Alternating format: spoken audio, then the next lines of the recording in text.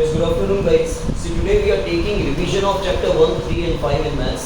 ठीक है, और उसमें पहला समय हमारा find rational number between 2 and 3. अब देखो जो हमने मेथड किया था वो अलग था, अब हम दूसरा मेथड कर रहे हैं. ठीक है, अब यहाँ पे क्या है ना, आपको यहाँ पे लिखना है कि पहले नंबर को आपको x ले लेना है, दूसरे नंबर को आपको y ले लेना है. एक x = 2 and y = 3. ठीक है, और इसके साथ ही यहाँ पे आपको कितने नंबर बोले हैं, आपको सपोज कर लो कि यहाँ पे 5 रैशनल नंबर्स बोले हैं अगर, तो n आपका हो जाएगा 5. अगर आपको 6 रैशनल नंबर बोला जाता तो n हो जाता 6. जितने रैशनल नंबर बोले हैं उतना n आपका हो जाएगा. ठीक है, अब इसमें एक फॉर्मूला है, आपको d का फॉर्मूला लिखना है y - x divide by n + 1. ठीक है, y - x divide by n + 1, ये आपको d का फॉर्मूला है.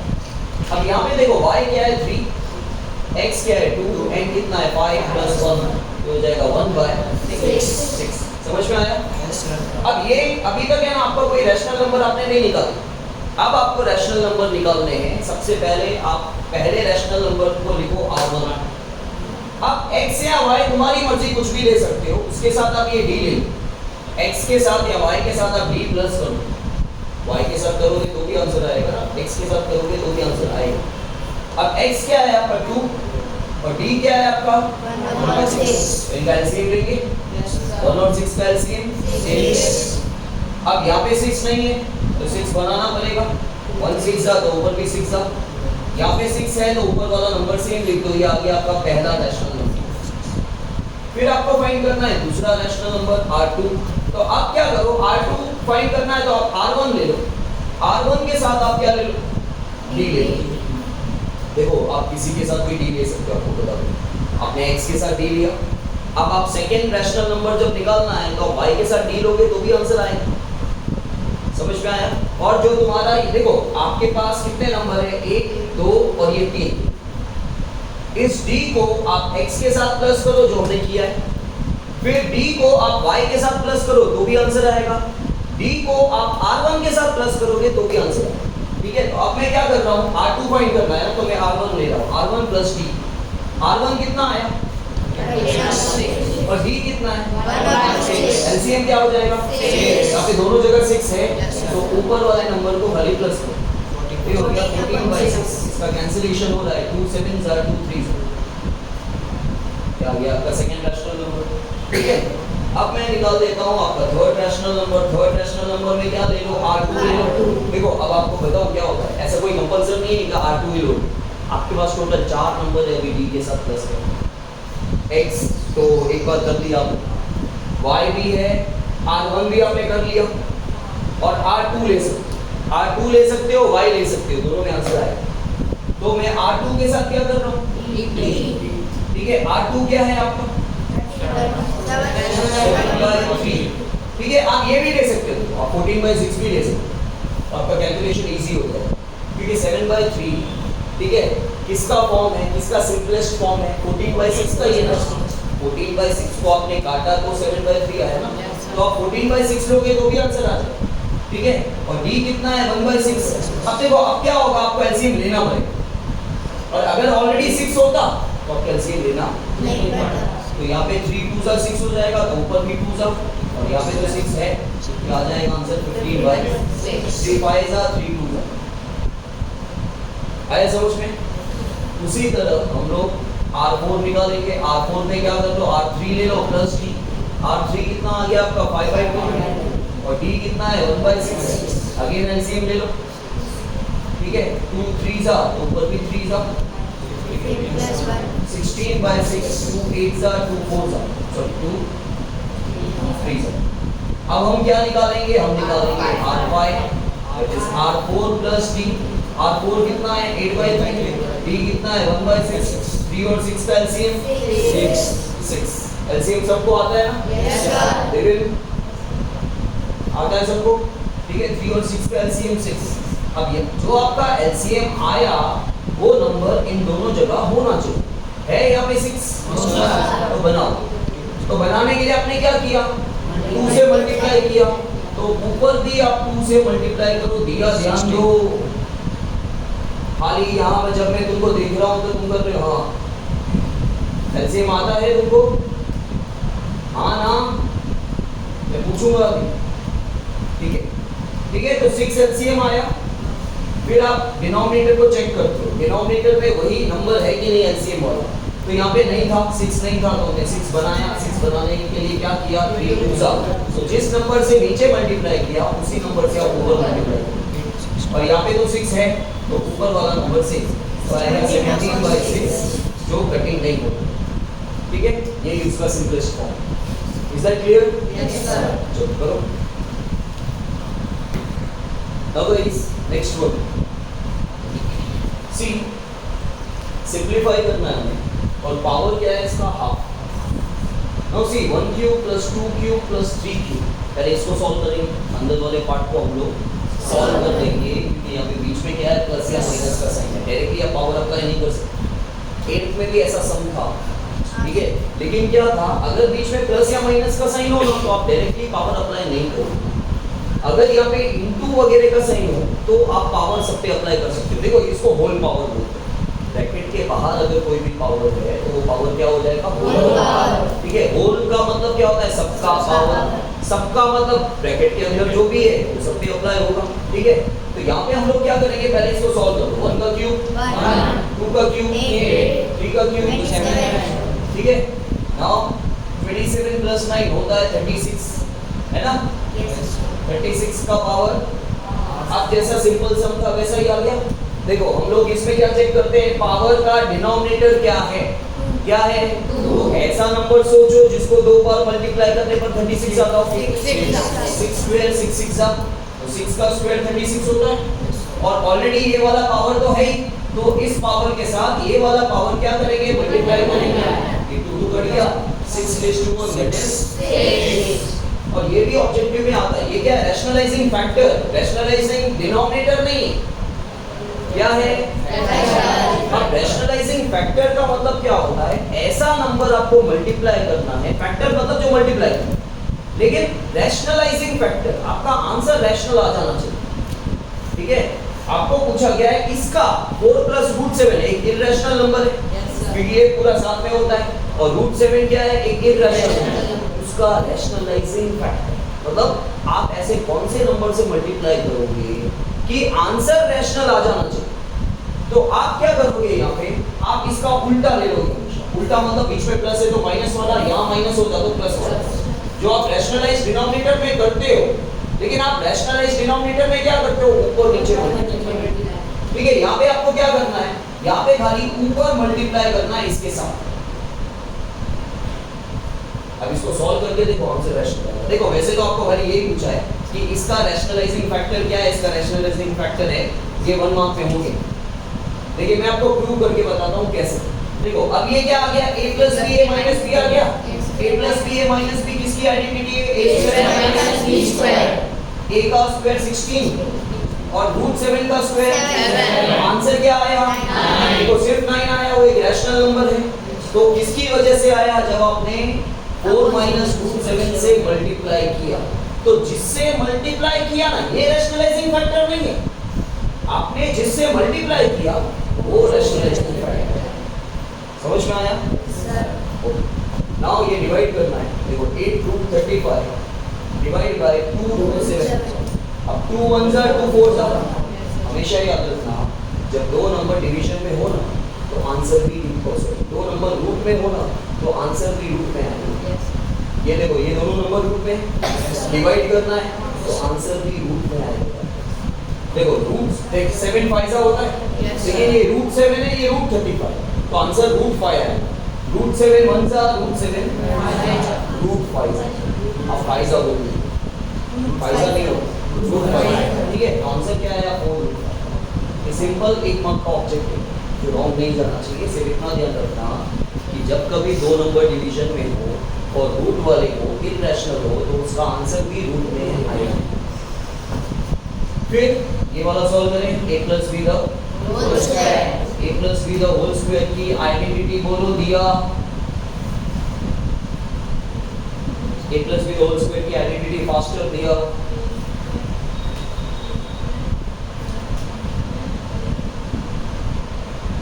यस फॉरेंस, ये क्या कर रही है फॉरेंस? बाहर निकालो तो कॉपी क्यों हो रहा है? पीछे खोल के देखिए तो कोई भी बोल सकता है।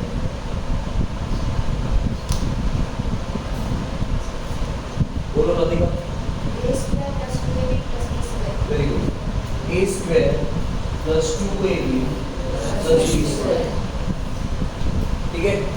तो ये a प्लस b का होल स्क्वायर है, a का whole square plus 2ab plus b का होल स्क्वायर रूट 5 का स्क्वायर 5 रूट 2 का स्क्वायर 2, ये प्लस 2 का 2, इन दोनों को मल्टीप्लाई कर दो क्योंकि ये दोनों रूट में हैं और दोनों प्राइम नंबर। देखो रूट वाले नंबर डायरेक्टली मल्टीप्लाई हो जाएंगे ऐसा कोई कंपल्सरी नहीं होता। आप चेक करो रूट के अंदर जो नंबर है उसके फैक्टर निकल रहे हैं कि नहीं निकल रहे हैं? नहीं निकल रहे क्योंकि वो प्राइम। तो रूट 5 और रूट 2 दोनों प्राइम नंबर हैं, इसलिए इन दोनों को मल्टीप्लाई करो। और हमेशा a प्लस बी का होल स्क्वायर हो या a माइनस बी का होल स्क्वायर हो, हमेशा याद रखना ये दोनों प्लस ही होते हैं। फर्स्ट और लास्ट वाले नंबर प्लस होंगे ही होंगे, ठीक है। तो 5 प्लस 2 7, ये 7 और ये सेम लिख दो। ये वाला 2 इसके साथ ऐड नहीं करना, मैं बहुत बार बोलता हूँ कि ये पूरा साथ में है, ये आंसर, ठीक है।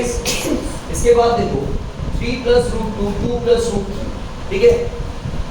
यस, क्या करेंगे? दो ब्रैकेट है हमारे पास सर, दो ब्रैकेट है, दोनों को देखेंगे, दोनों ब्रैकेट में दोनों नंबर अलग होंगे, तो फर्स्ट ब्रैकेट में से 3 नहीं, क्या करेंगे? दोनों ब्रैकेट अलग होंगे तो मल्टीप्लाई। वेरी गुड से। अब हमारे पास दो ब्रैकेट, हाल फिलहाल इस चैप्टर में आपके दो टाइप के सम, आपके पास दो ब्रैकेट है, दोनों ब्रैकेट में अगर नंबर अलग अलग है टोटल, ठीक है, तो मल्टीप्लाई होगा। और दोनों ब्रैकेट में दोनों नंबर अगर सेम हो और साइन ऑपोजिट हो, साइन ऑपोजिट का मतलब होता है पहले ब्रैकेट में प्लस दूसरे में माइनस, या पहले में माइनस दूसरे में प्लस, सेम साइन ना हो, ठीक है। दोनों ब्रैकेट में अगर साइन ऑपोजिट हो लेकिन नंबर सेम हो तो a square minus b square. लेकिन देखो हमारे पास दो ब्रैकेट है, दोनों ब्रैकेट में दोनों नंबर अलग है, पहला नंबर देखो अलग है, दूसरा नंबर भी अलग है, तो मल्टीप्लाई होगा, आइडेंटिटी अप्लाई नहीं होगी, ठीक है।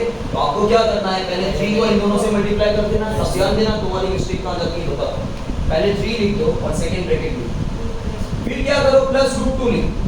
आप क्या करते हो? यहाँ पे मिस्टेक जाती है, यहाँ पे प्लस या माइनस की साइन लिखते नहीं, ये रॉन्ग हो जाता है, ठीक है। जो साइन ये नहीं, रूट 2 की साइन क्या है? प्लस की साइन।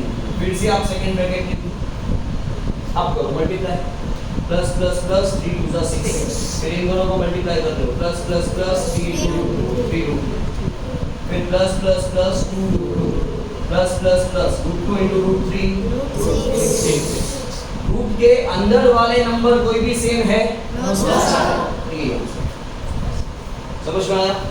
क्लियर है? अच्छा, एक और सम कर लेते हैं हम लोग यहाँ पे, जो आपको ज्यादातर पूछा जा सकता है, दैट इज 125 का पावर -1/3, ठीक है।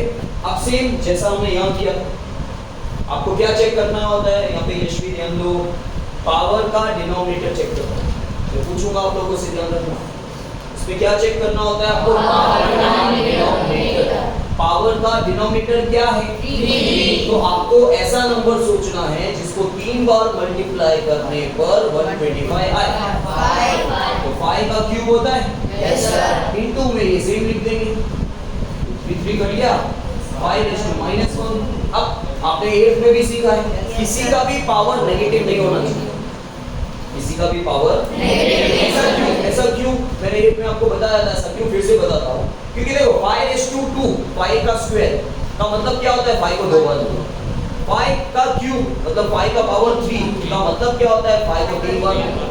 5 का पावर 0 मतलब 5 को एक बार भी ना लिखो, आंसर 1 आता है। किसी का भी पावर 0 हो तो आंसर 1 आता है। लेकिन 5:-1 तो 5 को मैं -1 टाइम कैसे लिखूं? समझ में आ रहा है? उसका कोई सेंस नहीं निकलता है, समझ में आ रहा है? 5:-2 उसको मैं -2 बार कैसे लिखूं? ठीक है, तो क्या किया जाता है, जब कभी पावर में आप नेगेटिव नंबर देखो ना, तो वो पूरे टर्म को, खाली पावर को नहीं, पावर के साथ बेस हमेशा साथ में जाएगा। ठीक है, आप बोलोगे सर मेरे पैर घर पे बैठे थे, मैं ऊपर वाला पार्ट ट्यूशन किया था, नहीं ना, बेस के बिना पावर नहीं जा सकता। हम याद रखोगे बेस के बिना पावर नहीं जा सकता। तो क्या होगा, ये पूरा टर्म नीचे चला क्योंकि वो ऊपर था वो नीचे आ जाएगा, ठीक है, डिनोमिनेटर में आ जाएगा। अब ऊपर कुछ भी नहीं है तो 1/5 इज आया समझ में?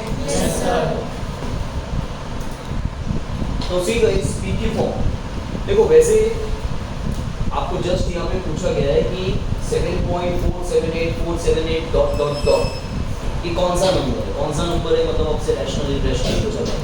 तो ये कौन सा हुआ? रैशनल हुआ। क्यों? क्योंकि ये नॉन टर्मिनेटिंग, नॉन टर्मिनेटिंग क्यों, पीछे डॉट डॉट, और रिकरिंग क्यों, क्योंकि रिपीट हो रहा है 478, तो वो रैशनल होता है। और पीछे डॉट डॉट नहीं होता तभी वो रैशनल है, क्योंकि पीछे डॉट डॉट नहीं है तो टर्मिनेटिंग डेसिमल है, तो भी रैशनल है। लेकिन सिर्फ पॉइंट के बाद ये सारे नंबर अलग अलग हो, ठीक है, तो ही वो इरैशनल होगा। पॉइंट के बाद अगर सारे नंबर अलग अलग हो तो ये इरैशनल होगा ना। फॉर एग्जांपल 2.784 तो ये इरैशनल हुआ ना, क्यों? पीछे डॉट डॉट नहीं है तो नॉन टर्मिनेटिंग की कैटेगरी ही नहीं है, मतलब ये टर्मिनेटिंग है, टर्मिनेटिंग है तो फिर क्या हुआ? लेकिन अगर मैं पीछे इसके डॉट डॉट कर देता तो ये इरैशनल हो जाता, क्योंकि पॉइंट के बाद सारे नंबर एक जैसे नहीं, ठीक है, तो ये हो गया नॉन टर्मिनेटिंग, नॉन रिकरेंट। आया समझ में? चलो हम पीक्यू फॉर्म सॉल्व करते हैं। देखो पीक्यू फॉर्म इस तरह भी लिखा हुआ आ सकता है, या तो आपने कौन सा क्वेश्चन देखा है, आपने इस तरह देखा है 7.478 बार, देखो तीनों के ऊपर बार है, या फिर ये तीनों नंबर एक और बार रिपीट होके डॉट डॉट है, मतलब एक ही राधिका मैडम यहाँ ध्यान दो, मेन चीज बताई, पीक्यू फॉर्म तो तुमको आता है, जिसमें कंफ्यूजन होगा वो बताया और तुम्हारा ध्यान बाहर, यहाँ ध्यान दो। मैंने बोला आपको ये वाला क्वेश्चन तो पता ही, ये और ये सेम क्वेश्चन है, क्योंकि बार किसके ऊपर है? 478, तो काफी बार जो रिपीट हो रहा है उसके ऊपर बार लिखा नहीं होगा, लेकिन वही नंबर रिपीट किया हुआ दिया हुआ है और पीछे डॉट डॉट होगा, डॉट डॉट होना जरूरी है, तो ही वो पीक्यू फॉर्म का क्वेश्चन। अब हम क्या करते हैं, हम लेट x इक्वल्स टू, ये सेम क्वेश्चन लिख दो, या ये जो भी आपको लिखना हो एक ही बात, उल्टा ये हमारा एक स्टेप कम हो गया, हम सेकेंड स्टेप में यही करते हैं ना, ठीक है, हम लोग सेकेंड स्टेप में यही करते हैं। अब क्या करेंगे हम, यहाँ पे पॉइंट के बाद कितने नंबर रिपीट हो रहे हैं? 3 नंबर हो रहे हैं, तो कितने जीरो आएंगे? हम यहाँ पे किससे मल्टीप्लाई करेंगे? और आपका पॉइंट यहाँ पे भी देखो 1000 से यहाँ पे भी मल्टीप्लाई करोगे, 1000 से यहाँ पे भी मल्टीप्लाई करोगे, 1000 में कितने जीरो आते हैं? तो आपका पॉइंट 3 नंबर आगे खसक जाएगा, मतलब यहाँ आ जाएगा, तो ये साथ में लिख देंगे 7478, यहाँ पे डॉट आ जाएगा, फिर 478 डॉट डॉट डॉट, ये नंबर 1, ये number 2। Now subtracting equation 1 from equation 2, ठीक है, इक्वेशन 2 में से इक्वेशन 1 माइनस कर दो, इसमें से माइनस कर देंगे, और इसमें से आप ये माइनस कर दो, ठीक है, सेकंड इक्वेशन में से फर्स्ट इक्वेशन माइनस करो, क्या तो 7 देखो 7478.4 में से 7.1 सॉरी 7.4 आ गया। Therefore x equals to 7471 divide by 999। अगर ये 3 से कैंसिल हो रहा है तो आप कर सकते हैं, ठीक है, क्योंकि ये 3 के टेबल में जा रहा है, ये चेक करते हैं, 3 2 जा, फिर आएगा 3 4 जा, नहीं आता, समझ में आया? Yes sir. क्लियर है? Yes sir. नाउ इसके बाद हम देख लेते हैं एक और क्वेश्चन, 125 रेज़ टू 1/3 का whole square equals to dash. अब ऐसा ही क्वेश्चन है सिंपल, हमेशा याद रखना, एक पावर अंदर एक पावर बाहर, तो दोनों पावर मल्टीप्लाई हो जाएगा। कटिंग हो रही हो तो कर देने की, लेकिन कटिंग नहीं हो रही है, देखो 1/3 into 2, ठीक है, तो ये क्या हो जाएगा पता है, ये हो जाएगा 2 1 2 डिवाइड बाय 3। लेकिन भाई ऐसा नहीं करने का, क्योंकि आप यहाँ पे अटक जाओ, आपको क्या करने का, ये छोड़ो, आप पहले इसको सॉल्व करो, इसको भूल जाओ, इसको तो सॉल्व कर सकते हो ना। Yes sir. 125 का पावर 1/3 का होल स्क्वायर, पहले होल स्क्वायर को भूल जाओ। पावर का डिनोमिनेटर क्या है? 3, हम क्या करेंगे 5 क्यूब इनटू 1/3 का होल स्क्वायर 3 कट गया 5 रेज़ टू 1 का स्क्वायर। अब एक पावर अंदर एक पावर बाहर तो 5 1 2 5 का स्क्वायर 25। यहाँ पे आप सॉल्व नहीं कर पाते, यहाँ से भी सॉल्व हो रहा है लेकिन आप कर नहीं पाते। चलो कैसे करेंगे आपको बताता हूँ, देखो इसको कंटिन्यू करो। अब इसका पावर 2/3 हो गया, इसमें भी वही चेक करो, पावर का डिनोमिनेटर क्या है 3, तो मैं ऐसे लिख सकता हूँ 5 क्यूब इनटू 2/3 3 कट गया 5 स्क्वायर दैट इज 25। आगे वही समझ में आया? आपको पावर का डिनोमिनेटर चेक करना तो आपका काम हो जाएगा। समझ में आया? चलो करो। Now see guys, rationalize the denominator.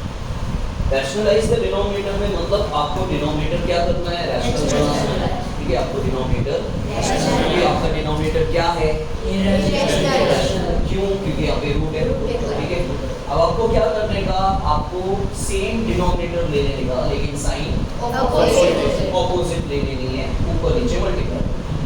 जो सिर्फ एक बार मल्टीप्लाई करते हैं वो क्या है, रैशनलाइजिंग फैक्टर है। रैशनलाइजिंग डिनोमिनेटर में आपको ऊपर नीचे मल्टीप्लाई करना है। अब 1 को किसी से भी मल्टीप्लाई करोगे तो वो तो सेम आ जाएगा, 1 को इन दोनों से मल्टीप्लाई करेंगे तो सेम आ जाएगा, लेकिन नीचे रैशनलाइज द डिनोमिनेटर में जब जब दो नंबर होंगे तो क्या अप्लाई होगा, a square minus b square. ठीक है, तो ये आपका a प्लस b है, ये आपका a माइनस b है, तो a का स्क्वायर माइनस b का स्क्वायर। ऊपर वाला पार्ट आप सेम लिख दो, नीचे 7 का स्क्वायर, इसको सॉल्व करेंगे 3 का स्क्वायर 9, रूट 2 का स्क्वायर 2, दोनों को ठीक है, तो 49 माइनस 18 दैट इज 30। देखो इसको काफी बार ऐसा भी लिखा जाता है, कैसे 1/31 बाहर लिख दिया जाएगा, अंदर आंसर आएगा 7 माइनस 3। क्योंकि देखो ऊपर से कुछ भी कॉमन नहीं है तो 1 और 31 दोनों के नीचे, तो उसको 31 को बाहर निकाल दो, इस तरह लिखा जाता है आंसर। एमसीक्यू में बहुत बार इस तरह आ सकता है, ध्यान देना। ठीक है, नाउ पहले ये कर लेते हैं क्लासिफाई। आपको खाली ये बताना है रैशनल है कि इरैशनल। ठीक है, जो बिना रूट वाला नंबर है वो रैशनल ही होता है, जो रूट वाला नंबर है और उसका रूट सॉल्व हो रहा है तो भी रैशनल है, रूट सॉल्व नहीं हो रहा है, रूट नहीं निकल रहा है तो इरैशनल है। तो ये इरैशनल हुआ, ठीक है, क्योंकि ये रूट में सॉल्व नहीं हो रहा है। इसको सॉल्व करेंगे 3 plus root 23 minus root 23 cancel हो गया, आंसर आया क्या यार? काफी बार क्या होता है, तुम खुश हो गए यहाँ तक छोड़ देते हो, अरे भाई आपको सॉल्व करने को तो बोला ही नहीं था, आपको तो पूछा था रैशनल है कि इरैशनल है, आपने सॉल्व तो कर दिया, दिमाग में रैशनल भी था लेकिन लिखा ही नहीं है रैशनल, तो मार्क्स नहीं मिले। ठीक है, यहाँ पे देखो रूट 7 कट गया, 2/7 को आप जब डेसिमल में कन्वर्ट करोगे तो आपको पता चलेगा वो रैशनल। इससे पता नहीं चलना है रैशनल, क्योंकि जब आप डेसिमल में कन्वर्ट करोगे तो वो नॉन टर्मिनेटिंग नॉन रिकरिंग भी तो हो सकता है ना, तो फिर वो इरैशनल हो जाएगा। अपॉन वाला नंबर देखते हैं ऐसे मत समझ लेना कि वो रैशनल ही हो, ठीक है, लेकिन ये सॉल्व हो रहा है तो ये क्या है, रैशनल। हम इसको सॉल्व कर लेते हैं। 2 को 7 से डिवाइड करो, 2 जा 14, 7 8 जा 56, 5 जा 35, 7 7 जा 49, 7 1 जा 7, 30, 7 4 जा 28, फिर से 2 आया 2 0, मतलब ये हो गया नॉन टर्मिनेटिंग रिकरिंग हो गया। ठीक है, फिर 1/√2 इरैशनल। पाई अगर आप देख लो तो लेकिन ऐसे नहीं कि पाई कैंसिल हो जाए तो रैशनल हो जाए। ठीक है, समझ में आया? अब इसको करना है प्लस, तो ये एक 2√2 प्लस 5√3, ये एंड की जगह लिखो प्लस। अब आप क्या करोगे, अब आप ब्रैकेट ओपन कर दोगे और इस ब्रैकेट के आगे प्लस का साइन है, मतलब साइन चेंज नहीं होगा। लाइक टर्म कौन से होते हैं, जो रूट के अंदर वाला नंबर सेम होना चाहिए। ठीक है, तो रूट के अंदर वाला नंबर यहाँ पे 2 है, यहाँ पे भी 2 है, तो ये लाइक टर्म हुए। लेकिन ये जो रूट के अंदर वाला नंबर है वो सॉल्व नहीं होगा, सॉल्व तो बाहर का होगा। तो ये दोनों क्या होते हैं, प्लस के माइनस, तो 2 + 1 3√2, और ये दोनों लाइक टर्म है, प्लस माइनस 5 में से 3 गया 2√3, वाले नंबर के आगे साइन प्लस। आया समझ में? Yes, sir. ये मल्टीप्लाई करना है तो 6 रूट 5 इंटू 2 रूट 5 6 2 जा 10 रूट 5 इंटू रूट 5 12 5 जा 16 रैशनल है कि इरेशनल है? रैशनल। जबकि तुम्हारा क्वेश्चन जो था वो तो इरेशनल था लेकिन आंसर रैशनल आया, ध्यान रखना। फिर 8 रूट 15 डिवाइड बाय 2 रूट 3 2 और रूट 3 फिर मिस्टेक किया ना तुम लोग, रूट 5 जा दोनों रूट पे हैं, आंसर भी रूट पे है, ठीक है? तो आंसर है 4 रूट 5। आया समझ में? क्लियर? तो अब guys again rationalise the denominator.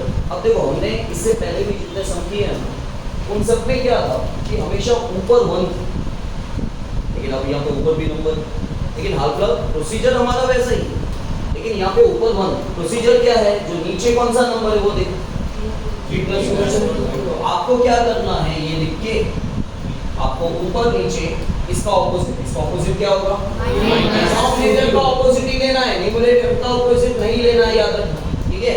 Denominator का ऑपोजिट 3 - रूट 2 3 - रूट 2 जैसे करते थे वैसे। अब आपको ऊपर क्या दिख रहा है, देखो 3 - रूट 2 आपको 2 बार दिख रहा है, तो आप एक काम करो ना, इसको 3 - रूट 2 का होल स्क्वायर करो। यहाँ होल्स देखो 2 बार है ना, कोई भी चीज सेम चीज 2 बार होती है तो उसको होल स्क्वायर कर सकते हैं ना। आज 5 × 5 को क्या लिखते हो, 5 स्क्वायर लिखते हो ना, तो वैसे ही मैंने 3 - रूट 2 का होल स्क्वायर लिखा। अगर आपको ये समझ में नहीं आता है एग्जाम में कि होल स्क्वायर लिखना है तो आप क्या कर सकते हो, इन दोनों को मल्टीप्लाई करो जैसे करते हो, ठीक है? देखो अब क्या है, आपके पास 2 ब्रैकेट है और दोनों ब्रैकेट में दोनों नंबर सेम है और साइन भी सेम है, साइन ऑपोजिट नहीं है, साइन सेम है तो होल स्क्वायर होता है। और नीचे उल्टा है, दोनों ब्रैकेट में दोनों नंबर सेम है, साइन ऑपोजिट, दोनों ब्रैकेट में दोनों नंबर सेम है, साइन ऑपोजिट, साइन ऑपोजिट है तो a square minus b square, जैसे जो होता था नीचे वही होगा, a का स्क्वायर माइनस b का स्क्वायर। अब देखो यहाँ पे a माइनस b का होल स्क्वायर की आइडेंटिटी अप्लाई होगी, तो a का स्क्वायर, ठीक है, a का square minus 2ab plus b का होल स्क्वायर, 3 का स्क्वायर 9 रूट 2 का स्क्वायर 2 3 का स्क्वायर 9 और ये हो जाएगा 2 3 सा 6 रूट 2 और रूट 2 का स्क्वायर 2 नीचे आएगा 7। अब ये 9 + 2 देखो यहाँ पे भले माइनस है, ये दोनों हमेशा प्लस ही होने वाला, 9 + 2 11 और ये सेम लिख दिया जाएगा -6 रूट 2 डिवाइड बाय 7। और एक और स्टेप कर सकते हो, 1/7 कॉमन निकालो जो हमने पहले किया था, ठीक है? कीर्तिका ध्यान नहीं है, ऐसे करके बैठने से कहाँ खो जाते हो पता नहीं तुम लोग, आंखें खाली इधर है, सोचने क्या लग जाते हो, सीखो ना, सुनो क्या बोल रहा हूँ, एक एक चीज डिटेल में बोल रहा हूँ आपको, क्यों नहीं समझ में आया? फिर ये यहाँ पे भी वही रैशनलाइज द डिनोमिनेटर, अब नीचे रूट 5 प्लस रूट 2 ले लोगे, डिनोमिनेटर का ऑपोजिट लेना है। अब देखो 3 को इन दोनों से मल्टीप्लाई करने की जरूरत नहीं है, ऐसे लिख दो, ऐसे लिख दो, अब मल्टीप्लाई करने की जरूरत होगी तो करेंगे, नहीं तो नहीं करना। अच्छा नीचे तो वही होगा a square minus b square, ठीक है? रैशनलाइज द डिनोमिनेटर में कोई भी सम हो, नीचे अगर 2 टर्म है तो नीचे a square minus b square ही होने वाला है, ठीक है? तो नीचे a square minus b square, बात ध्यान दिया, बात देख लो, ठीक है? 3 रूट 5 प्लस रूट 2, रूट 5 का स्क्वायर 5 रूट 2 का स्क्वायर 2, ठीक है? तो 3 root 5 plus root 2 divide by 3 cut गया, इसीलिए ही मैंने मल्टीप्लाई नहीं किया कि आगे चल के कट जाएगा, तो कट गया। अब मल्टीप्लाई करते तो फिर से कॉमन निकालना पड़ता, फिर कटिंग करनी पड़ती, तो मल्टीप्लाई किया। अब ये वाला सम देखो ध्यान से, पावर का डिनोमिनेटर क्या है, 8 वाला सम है भाई, 8 में था, ठीक है? तो 2 का क्यूब कर देंगे, फिर पावर का डिनोमिनेटर क्या है 2, 5 स्क्वायर कर दूं, पावर का डिनोमिनेटर 3 5, यहाँ पे पावर का डिनोमिनेटर क्या है 6, तो लिखोगे 2 raised to 6। देखो 64 बहुत तरीके से आता है, 2�6, 4⁵, 6, 8 का स्क्वायर, ठीक है। ये कट गया, 3 3 कट गया, 6 6 कट गया, क्या बचा ऊपर 2 into 5 into 2 कट गया, 5 कट गया, आंसर है 0 नहीं, बहुत सारे बच्चे 0 लिख देते हैं, 5 1 जा 5। आया समझ में? Yes sir. Clear? Yes sir. Now see guys, ये one of the important question है जो मैंने बोर्ड पे लिखा है। देखो आपको ब्रैकेट दिख रहा है, हमेशा याद रखना ब्रैकेट दिख रहा है और बीच में कॉमा दिख रहा है। तो कॉमा से पहले जो भी लिखा हुआ है ना, जो भी, वो पूरा का पूरा x कोऑर्डिनेट है, और कॉमा के बाद जो भी लिखा हुआ है वो y कोऑर्डिनेट, ठीक है। यहाँ पे भी ऐसा ही है, ठीक है। अब ऐसा नहीं है कि इसके अंदर y लिखा हुआ है इसलिए y कोऑर्डिनेट है, कॉमा के बाद y कोऑर्डिनेट ही होगा, ठीक है, और कॉमा के पहले x कोऑर्डिनेट ही होता है। लेकिन इतने क्वेश्चन से आपको पता नहीं चलेगा इसमें करना क्या है, क्योंकि मैंने आधा क्वेश्चन दिया। यहाँ पे लिखा हुआ है कि ये दोनों they are the same point in the coordinate plane, same point, एक ही पॉइंट है। क्योंकि देखो ये क्या है, साथ में क्या बोलते हैं, कोऑर्डिनेट। ये x कोऑर्डिनेट है, ये y कोऑर्डिनेट है, ठीक है। और हमेशा कोऑर्डिनेट होते किसके हैं, पॉइंट के। पॉइंट के सामने वाला x का नंबर, पॉइंट के सामने वाला y का नंबर, ठीक है। तो ये कोऑर्डिनेट्स किसके हैं, पॉइंट के हैं, और ये सेम पॉइंट, ये क्या है, सेम पॉइंट। मतलब इनके बीच में आएगा इक्वल्स टू, जहाँ पे एंड लिखा हुआ है ना वहाँ पे आएगा इक्वल्स टू। पहले आप क्या करो, देखो हम अपनी मर्जी से इन दोनों को इक्वल नहीं लिख रहे हैं, लिखा हुआ है they are the same point, ठीक है, इसलिए मैं इक्वल्स टू डालूंगा। अब इस इक्वल्स टू का मतलब क्या हुआ पता है, x कोऑर्डिनेट के इक्वल्स टू में x कोऑर्डिनेट आएगा, y कोऑर्डिनेट के इक्वल्स टू में, तो आपका जो x कोऑर्डिनेट है उसके इक्वल्स टू में दूसरा x कोऑर्डिनेट क्या है, फिर y कोऑर्डिनेट के इक्वल्स टू में दूसरा y कोऑर्डिनेट। अब आपको वैसे भी इस क्वेश्चन में क्या निकालना है पता है, x और y, क्या निकालना है, x और y, ठीक है। सो 2x - 3 ये सॉल्व करेंगे लाइक टर्म्स, ये प्लस x यहाँ ले लो, ये -3 वहाँ ले जाओ, तो ये क्या आ गया, x = यहाँ पे ये y वहाँ ले जाओ, देखो ये y वहाँ ले जाओ, यहाँ वो वाला y यहाँ ले जाओ, कैसे भी सॉल्व हो सकता है, ठीक है। तो ये y वहाँ लेके गया, ये -2 यहाँ ले लो, ये +2 हो जाएगा, ये y वहाँ चला जाएगा तो क्या क्या 5 = y, मतलब y = 5, y 5 जो हम चलाते हैं, ठीक है। समझ में आया? Yes sir. चलो करो। तो सी गाइस, ये बहुत सिंपल है, आपको खाली ये पूछा गया है कि ये क्या है, ये कोऑर्डिनेट है ना, बराबर। लेकिन इस कोऑर्डिनेट को सॉल्व करते हैं, पूछा है कौन से क्वाड्रेंट में या एक्सिस पे भी हो सकता है। देखो काफी बार क्या होता है, ट्विस्ट क्वेश्चन आता है, आपसे पूछा जाएगा कौन से क्वाड्रेंट। अब जब आपसे क्वाड्रेंट अगर क्वेश्चन में पूछा जाएगा तो आपके दिमाग में क्या चलता है, कौन से क्वाड्रेंट, आपके दिमाग में वही चलता रहता है, कौन सा quadrant, first quadrant, second, third, fourth. लेकिन भाई जरूरी नहीं है कि क्वाड्रेंट पूछा है तो क्वाड्रेंट में ही आएगा। आप ऐसा नहीं बोल सकते सर क्वाड्रेंट पूछा है तो क्वाड्रेंट में ही आ सकता है ना, एक्सिस के ऊपर क्यों आ गया, एक्सिस के ऊपर भी आ सकता है। तो जरूरी नहीं है कि यहाँ पे आपसे एक्सिस पूछा जाए, ठीक है। ये तो मैंने अभी लिख दिया एक्सिस, आपसे ऐसा भी क्वेश्चन हो सकता है कि कौन से क्वाड्रेंट में आएगा, आप क्वाड्रेंट ही ढूंढते रहो, हो सकता है वो एक्सिस के ऊपर, ठीक है। तो देखो यहाँ पे a - b सिंपल, a क्या है 5, b क्या है 7, c क्या है 6, d क्या है 10। इसको सॉल्व करेंगे तो -2 - 4 आएगा, -4 - 2 थर्ड क्वाड्रेंट में आता है, आया समझ में, ठीक है। -2 यहाँ होता है और -4 यहाँ पे आएगा। फिर इसको प्रैक्टिकली करते हैं, ऑप्शन तो आएंगे अपने पास, लेकिन अपने इसको प्रैक्टिकली करते हैं। ग्राफ, रफली ग्राफ बना दें ऐसे, ठीक है। अब क्या बोला गया है यहाँ पे, द लाइन जॉइनिंग 5 - 3, तो 5 - 3 कहाँ होगा, 5 - 3 यहाँ पे होगा, फिर -5 - 3 x का -5 और y का -3 यहाँ पे होगा। अब ये दोनों पॉइंट का मैंने प्लॉटिंग कर दिया, इसको क्या बोलते हैं, प्लॉटिंग, पॉइंट का प्लॉटिंग कर दिया मैंने ग्राफ के अंदर, बराबर। आपको बोला गया line joining these two points, इन दोनों पॉइंट को जो लाइन जॉइन कर रही है, कौन सी लाइन जॉइन कर रही है, ये वाली। अब इसके तरह के आंसर हो सकते हैं, इसके लिए ऑप्शन आपको चाहिए।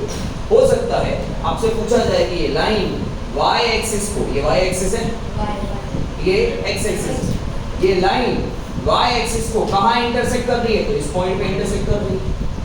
ठीक है, ये पॉइंट कौन सा है? तो ये पॉइंट है 0 -3। ऐसा भी हो सकता है, आपके पास ऑप्शन है इंटरसेक्ट बोथ द एक्सिस। क्या ये लाइन दोनों एक्सिस को इंटरसेक्ट कर रही है?